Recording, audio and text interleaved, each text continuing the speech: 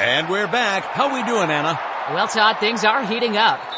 Ooh, yes, Nelson with the jalapeno poppers. Incredible. Ramirez comes in hot with a cheeseburger, patty, lettuce, tomatoes. Beautiful formation. Is he? He's going for it. Ramirez grabs the Duke's mayo. Look at it go. The twang. Anna, this is the best tailgate I've ever commentated on. Tailgate with twang. Get the official mayo of the tailgate. Duke's mayo today. Selling your car to Carvana is as easy as... As easy as pie? Sure. All you have to do is enter your license plate or VIN. As easy as a stroll in the park. Okay, then just answer a few questions and you'll get a real offer in seconds. As easy as singing. Why not? Schedule a pickup or drop off and Carvana will pay you that amount right on the spot. As easy as playing guitar. Actually, I find that kind of difficult. But selling your car to Carvana is as easy as... Can be. Visit Carvana.com or download the app to get an instant offer today. Family Theater presents Spencer Tracy and Wallace Ford.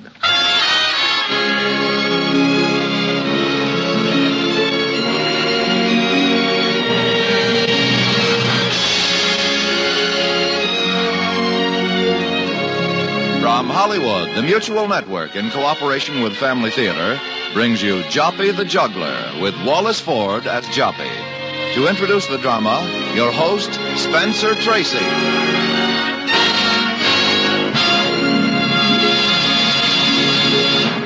Thank you, Tony Lofrano. Family Theater's purpose is to bring to everyone's attention a practice that must become an important part of our lives. If we are to win peace for ourselves, peace for our families, and peace for the world. Family Theater urges you to pray. Pray together as a family.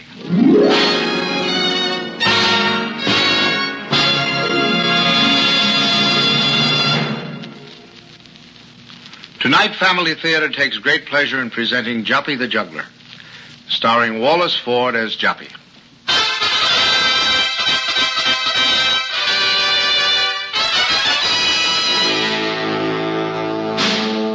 La Belle France was rising swiftly in the world. Louis XI, the Spider King, was spinning the final strands of his web. He had defeated Charles the Bold, had absorbed Burgundy, Anjou, Maine, and Provence. The power of France was consolidated.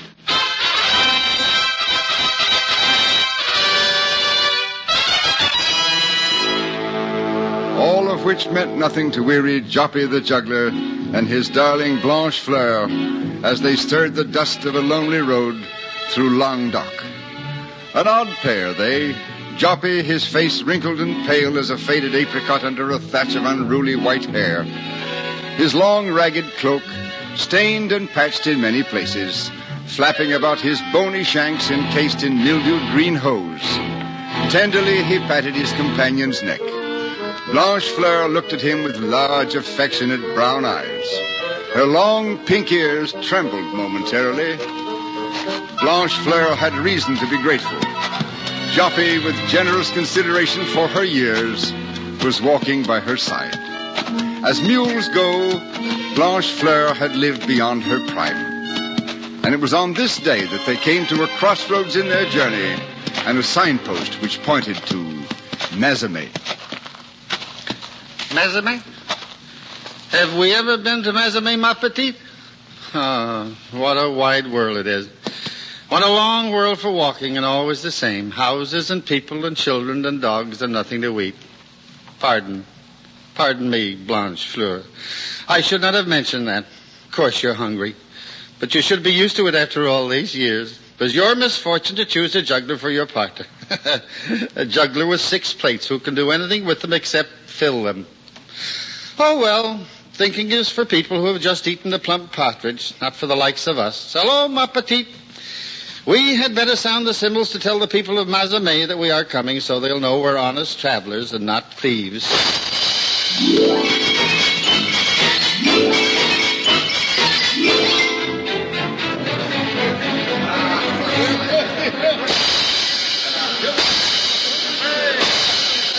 Attend closely, my dear friends. I am Joppe the Juggler, known throughout the world for my magic fingers. I will show you wonders you will not believe in, with only 6 plates. These 6 plates, which I throw into the air one at a time, always 2 in my hands and 4 in the air. Watch them closely. Do you see that? Do you see what I see? A loaf of bread, a larded capon, a broiled sturgeon, a cheese tart, and a sizzling pork. And wash them all down with a fine wine spiced with cinnamon and ginger. Oh, what a juggler. I'd like to see you try it with some of that fine wine you mentioned. Just hand me 6 bottles filled, and I promise not to lose a drop. What else have you got in your bag of tricks, eh? I can dance, do cartwheels, backflips. Oh, come on, Marie. We've seen all this before. Come back, my friends. I too can do magic. If that is what you wish, see here. Here is my cap, empty. Now watch. Nothing in my hands, and yet here is a rock. Rock? Why, Fabian produced rabbits and ducks and even a small dog. Oh, 6 empty plates and 1 rock. We have plates in our own cupboards and rocks in our... But you do not have my Blanche Fleur. And who is she? A golden princess you're about to produce from your tattered cloak? She is my best friend. She stands beside me here. The mule? He calls her Blanche Fleur. You may laugh, but not one of you has the patience, the loyalty, and the intelligence of my Blanche Fleur. Now he says we are no better than mules. Come on, we came to be entertained, not to be made. Blanche Fleur. Blanche Fleur. Ah, well. So, Mazame did not like us. Perhaps the next village will. And on the way, who knows, we may find a farm where we can work for our supper. Heads up, my petite, and have faith.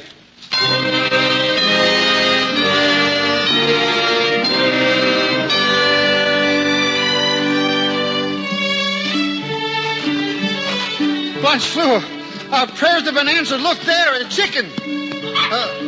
But wait. It doesn't belong to us. But then, I don't see anybody around here, do you, ma chérie? If it did belong to anyone, who would be here? He would be here, wouldn't he? Surely this must be a gift of God. But then how can I be sure? I know. If I can catch it, then it must be so. If I can't, so be it. That way my conscience will be clear. Oh, well, we shall see.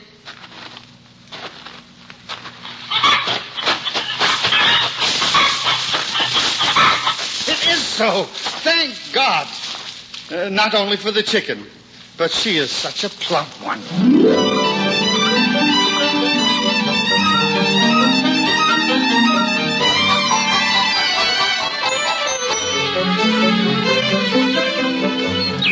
Ah, Blanche Fleur. How different the world looks now. This is truly a most beautiful country. Look. A stranger beckons us ahead. He must have more good news for us. I told you, Blanche Fleur, the sun is shining on us today. He is a man of God. That bids well. Good day, Father. Good day, my son. You've been waiting for us, Father? Oh, you? I know. I've been scouring the whole countryside searching. Oh, perhaps I can help if you tell me what you are looking for. I raised her myself, fed her myself. She was to be a surprise for the Abbey, and today of all days she is missing. Then we shall find her for you. What does she look like, Father? Well, she was plump, all red, with 1 round spot of white on her back. And her name, Father? Name? Oh, she had no name, my son. We do not name hens. She was a hen? My favorite. Why, I fed her only the finest of corn. Did you say she was all red with a spot of white? Yes. Have you seen her? Well, yes. The truth is, yes. But good. Where is she? Father, there is nothing I would rather do than to lead you to your favorite hen, but alas, this is now impossible. Why? I ate her. Oh, but she was not yours to eat. But Father, when I saw her, I did not know that she was not mine to eat. Nevertheless, she was delicious. If I could return her to you, I would. I would even try to forget how delicious she was. I would willingly become hungry again. But alas, I cannot undo my sin. I'm glad you're not angry, Father, but could you tell me what is so funny about such a tragedy? I confess I was slightly exasperated at first, but my son, to what better purpose could I have prepared a fat hen than to feed a hungry man? Well, thank you, Father, but that doesn't make me feel much better about what I did. I should have asked someone before I took such rash liberties with what wasn't mine. I'm just a poor juggler who knows a few tricks of magic, but none which can reproduce your hen. But with the strength she has given me, perhaps I can repay you a little for the first full supper I have had in many a year. Well, my son, I have already been repaid. Please, Father, there must be something I can do at the monastery. Unless there is, that hen will lie like a stone on my stomach. Well, if it will make you feel better, I am the monastery cook. The potatoes in my kitchen do multiply far faster than my hands can peel them. Good, Father. You have made me feel better. Oh, Father, a question. Have you any idea how many potato peelings it will take to atone for my sin? I am a good cook, my son, and I could tell you what it takes to make a tasty broth. But yours is a question which only the Lord himself can answer.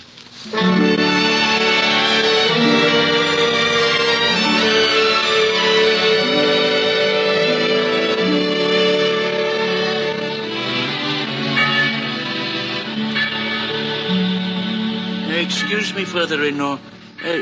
Do you have a moment? We have all eternity, Father Pico. Yes, of course. Father, a traveling juggler by the name of Joppe desires to stay with us for a bit. Our doors are never closed to anyone. But this is a little irregular, Father-in-law. He insists upon helping me in the kitchen.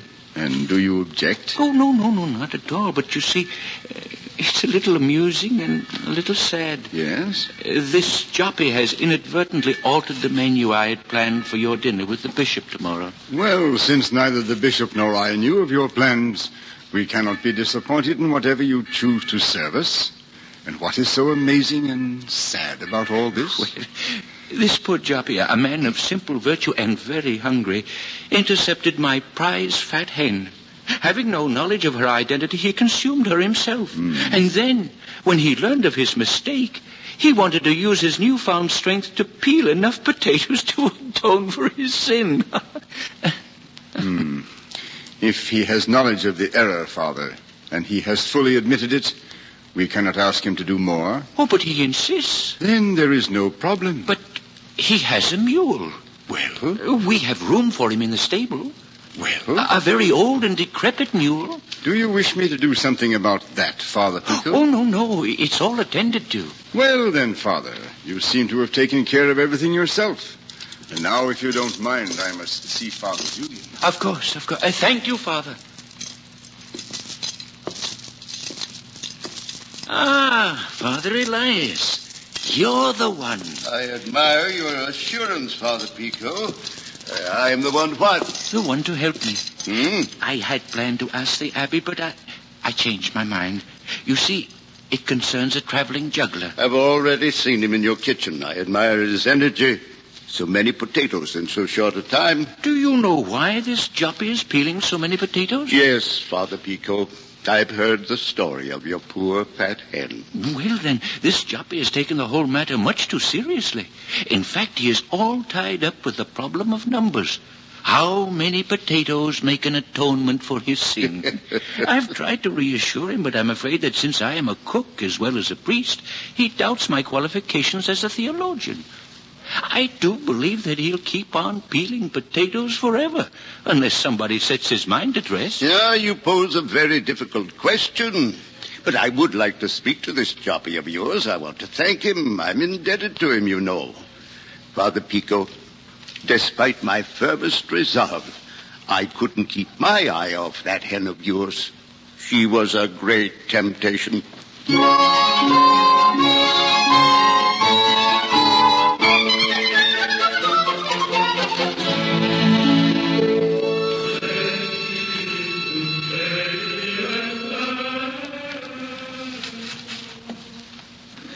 Listen, Blanchefleur.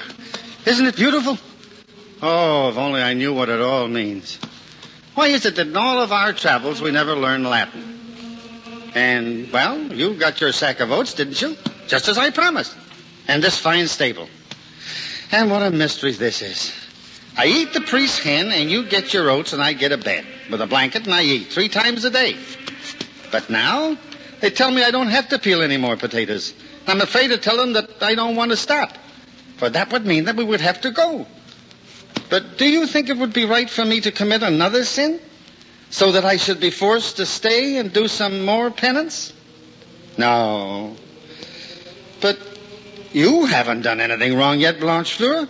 Perhaps if you ate up some of the carrots from the garden, we could stay a little longer.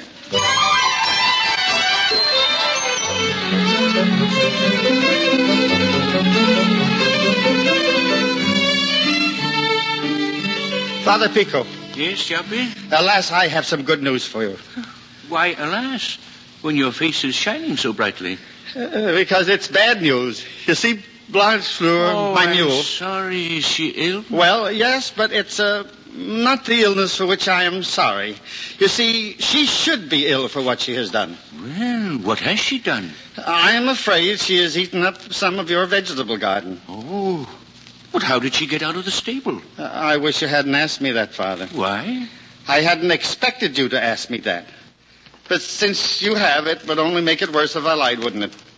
And it's bad enough already. You let her out yourself? Yes, I did, Father. Oh, why? Well, Father, I wanted her to eat some of your vegetable garden. But why?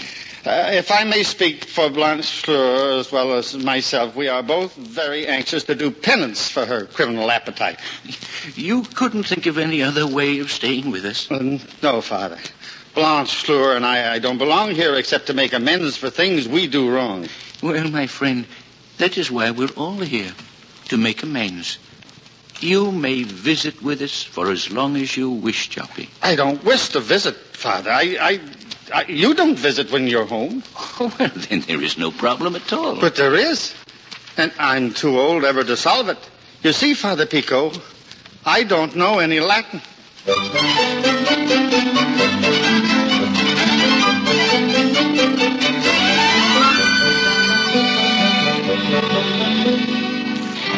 Father Pico, in all the years I've known you, I've never seen your kitchen in such good order. Oh, I cannot take credit for the neatness of my kitchen, Father. No, my friend Joppe, in his overwhelming gratitude, treats it as a room in heaven. But, Father Elias, if you don't mind my saying so, I think you've always preferred my room. Yes, which is because of my carelessness usually provides a scrap or two left over from breakfast or supper. Well, how else can I pay tribute to your genius, Father? Then, would you like a bowl of broth to fortify you for the fast tomorrow? The vigil of the Nativity. Ah, yes. Well, there are many ways of veneration. Tomorrow I fast. Tonight I take advantage of your offer and sip a bit of your broth in honor of the Blessed Virgin. Oh, hold on, my friend, not so fast. You'll burn your tongue. Father Elias, you are a master of paradox. I have one that perhaps you can explain. It concerns my poor Joppe. Is he still worried about not knowing Latin? Oh, no. It's not that. He's learned enough to say the Ave. Learned it the hardest way, too, by rote. No, it's not that. I have never seen a happier man than Joppe when he was told he could stay with us as a lay brother. But recently I've had the feeling that he is no longer so happy. Oh, you worry too much, Father Pico. Have you forgotten that change and adjustment are never easy? When a man has walked all his life and he suddenly stands still and remains still, his muscles complain. For instance, when I stop thinking, my head aches. I thought you were going to suggest that when you stop eating, your stomach aches. Oh, touché, Father Merci, Pico. Father Elias, merci. Oh, excuse me, Reverend Fathers. Am I interrupting an important discussion? Come in, Brother Joppe. Father Pico, I have just finished spading the onion bed. Brother Joppe, I wish you would give those poor onions a chance to grow. Oh, well, I guess I was carried away by the beautiful music. It's so much easier to work that way. Father Bertram was playing the organ, something I had never heard before. That is his new Ave Maria. He composed it especially for the Nativity. And by the way, I didn't mention it, Father Pico, but the illumination you painted for his manuscript is magnificent. A most glorious tribute to the Queen of Heaven. Oh, it is nothing compared to your treatise on the virtues of the Mother of God. Thank you, Father. But aren't you falling into the error of evaluating one thing above another? May I remind you of what St. Francois said? That God requires a faithful fulfillment of the merest trifle given us to do, rather than the most ardent aspiration to things to which we are not called. What we do best is never trivial, for it is the best that we can do.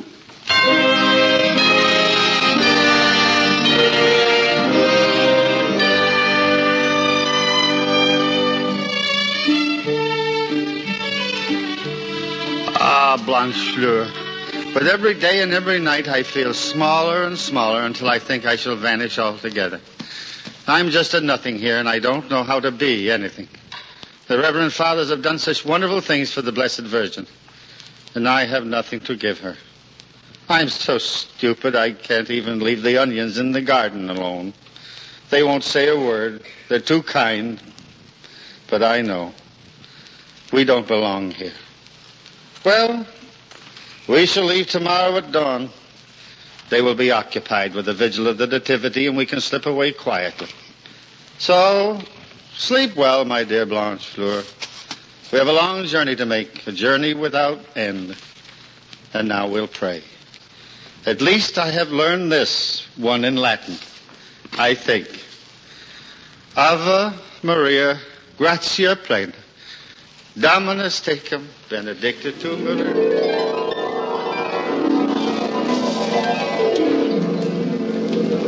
I wish you would give the onions a chance to grow. God requires the faithful fulfillment of the merest trifle given us to do. Leave the onions alone. A glorious tribute to the Queen of Heaven.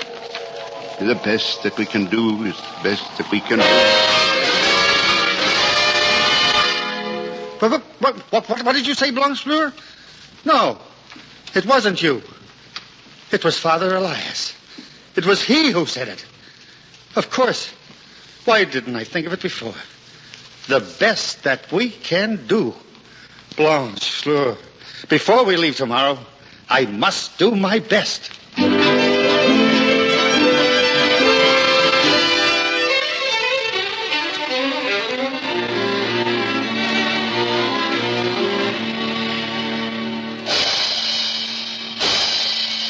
What is that noise? Did someone invite a circus here to celebrate the Nativity? Why, Father, no. That sounded as if it were coming from the chapel of Our Lady. Has no one looked to see who is committing this outrage? Well, open the door. Why, it is Joppe, the juggler. Look at him. He's spinning his plates at the feet of the Blessed Virgin. Stop him immediately. Please, Father Renaud, just a moment. Let him finish. Don't interrupt him now. Now look, lady. Attend closely. I am Joppe the Juggler, known throughout the world for my magic fingers. I have only 6 plates, but watch them. These 6 plates I throw up into the air, one at a time. Always 2 in my hands and 4 in the air. Watch them closely. Watch them now. Look. Do you not see a beautifully illuminated Ave Maria, especially composed for you? Do you not see a wonderfully written book with the longest words you ever heard, and all in Latin, too, all about you? Do you not see the greatest pictures ever painted of you? And your son, Jesus, and all the finest works of the wise and brilliant men who venerate you. And, lady, on the last plate is the least of all the only gift that I could bring. The 6 biggest onions from the field I spaded too often and not too well. See them, lady. See them spinning. Always 2 in my hand and 4 in the air. 6 empty plates that I can fill only with my humble love for you. Oh, thank you, lady. Thank you. Well, that's all, lady. Or maybe I should say, Amen.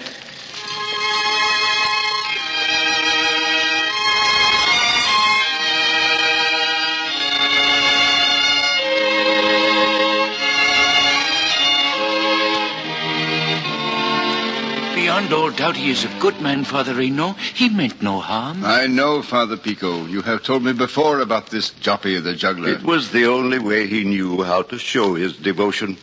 It was the best he could do. Yes, truly, blessed are the pure in heart, for they shall see God.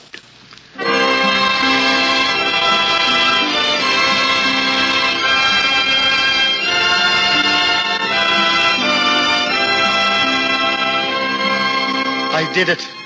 Ma petite blancheur. Never did 6 plates spin so swiftly. Never were my hands so sure. Never did I see so clearly the things I dreamed of. For her. But Blanchefleur, this is the most wondrous thing of all. I swear that I could see her hands flutter in a gentle applause. And when I dared to look up at her, she smiled. Perhaps now we will not have to go, after all. But Blanchefleur, we've got to get busy. I've got to think up some more tricks. Maybe I could borrow the candlesticks from the altar. Just imagine, 6 lighted candles spinning in the air. It has never been done in all this world. But then no juggler in all this world before has ever had such an audience.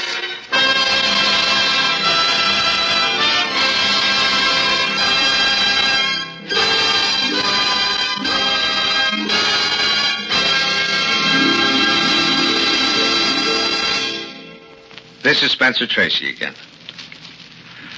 To keep a luncheon appointment, I walked into the office of a business friend the other day and found that on his work pile desk he had one of those little signs that you too, no doubt, have often seen on desks or walls, especially in business establishments.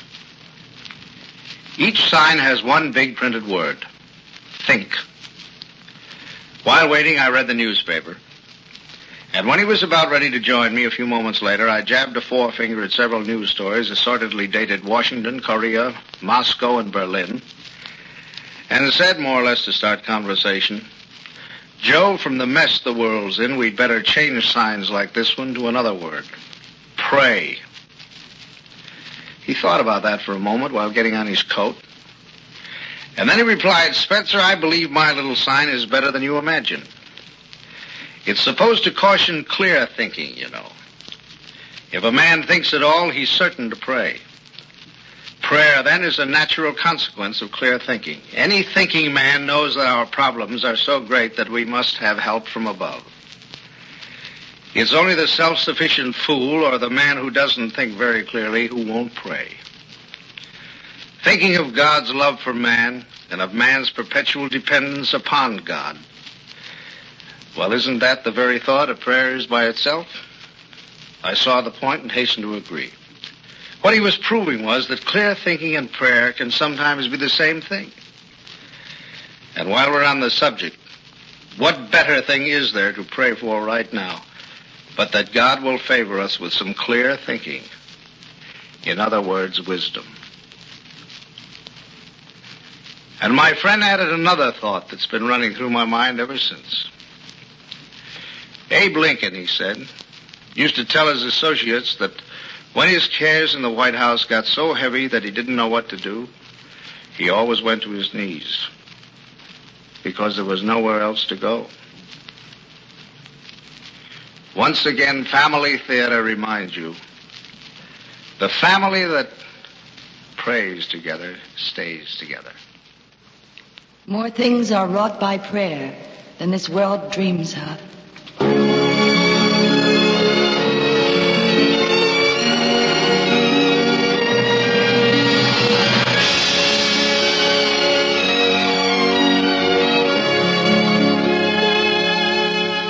From Hollywood, Family Theater has brought you Joppe the Juggler, starring Wallace Ford, with Spencer Tracy as your host. Others in our cast were Francis X. Bushman, Mae Clark, Herb Rollinson, Bill Johnstone, and Tudor Owen. Our story was adapted by Milton and Barbara Merlin from an old French legend. Music was composed and conducted by Harry Zimmerman. The program was directed for Family Theater by J.F. Mansfield. Portions of tonight's program were transcribed. This series of Family Theater broadcasts is made possible by the thousands of you who felt the need for this type of program. by the Mutual Network, which has responded to this need, and by the hundreds of stars of stage, screen, and radio who have so unselfishly given of their time and talent to appear on our Family Theater stage. To them and to you, our humble thanks. This is Tony Lafrano expressing the wish of Family Theater that the blessing of God may be upon you and your home, and inviting you to be with us Sunday at 10 p.m. New York time for the Joyful Hour with Bing Crosby and his 4 boys and a host of stars. And join us next week at this same time when Family Theater will present Loretta Young in Charles Tazwell's beautiful story of The Littlest Angel. Join us, won't you?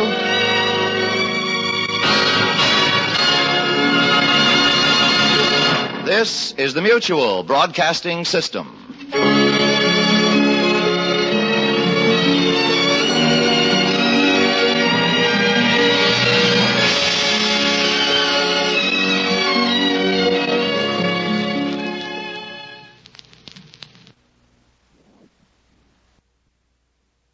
It is Ryan here, and I have a question for you. What do you do when you win? Like, are you a fist pumper, a woo-hooer, a hand clapper, a high-fiver? I kind of like the high-five, but if you want to hone in on those winning moves, check out Chumba Casino. At ChumbaCasino.com, choose from hundreds of social casino-style games for your chance to redeem serious cash prizes. There are new game releases weekly, plus free daily bonuses, so don't wait. Start having the most fun ever at ChumbaCasino.com. No purchase necessary. VGW Group. Void where prohibited by law. See terms and conditions. 18+. Hello, it is Ryan, and we could all use an extra bright spot in our day, couldn't we? Just to make up for things like sitting in traffic, doing the dishes, counting your steps, you know, all the mundane stuff. That is why I'm such a big fan of Chumba Casino. Chumba Casino has all your favorite social casino-style games that you can play for free anytime, anywhere with daily bonuses. That should brighten your day a little. Actually, a lot. So sign up now at ChumbaCasino.com. That's ChumbaCasino.com. No purchase necessary. VGW Group. Void where prohibited by law. See terms and conditions. 18+.